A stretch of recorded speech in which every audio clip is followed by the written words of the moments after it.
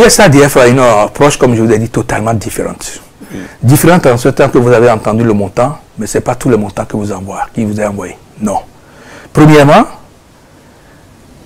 dans la mise en œuvre, il y a un partenaire technique qui vous accompagne. Vous êtes initiateur, comme je vous avais dit, de tout ce qui doit se faire. Le partenaire ne prendra pas d'initiative à votre place. La représentation ne prendra pas d'initiative à votre place.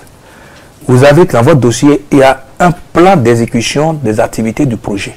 Il vous revient vous-même chaque fois de faire avec le partenaire le calendrier trimestriel des activités que vous voulez mener.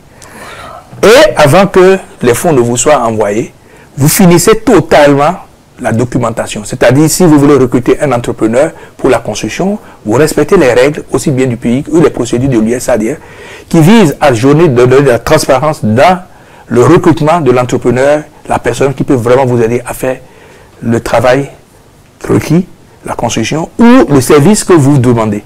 Donc, toute la documentation qui est requise pour pouvoir exécuter l'activité, vous avez tout ça avant maintenant de faire une demande d'avance de fonds. J'ai bien dit demande d'avance de fonds. Parce que pour nous, ce n'est pas quand on vous a envoyé que vous allez consommer.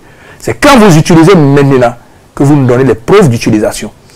Et ces preuves d'utilisation sont contrôlées aussi bien par le partenaire technique que par la représentation et également par le ministère qui a ce rôle de contrôle. Donc je salue aussi les gens du matériel, c'est la direction de matériel financier qui vont aussi pour vérifier. Parce que nous, au niveau de la représentation, on n'a pas de chèque à leur donner. Les fonds ils ouvrent leur propre compte. Chaque entrepreneur qui reçoit ouvre le compte. Et l'argent vient maintenant dans le compte.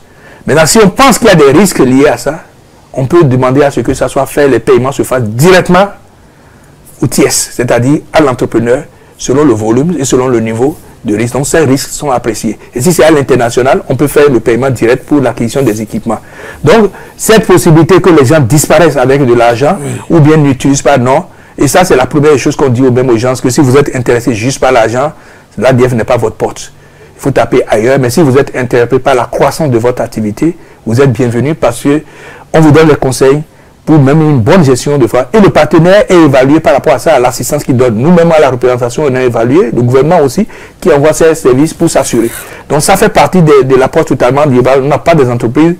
Et puis, même si vous avez des conditions et qui ne respectent pas, il y a ce que nous appelons la suspension. Puis, vous avez des rapports, je tiens à le dire, rapports trimestriels que vous envoyez chaque fois.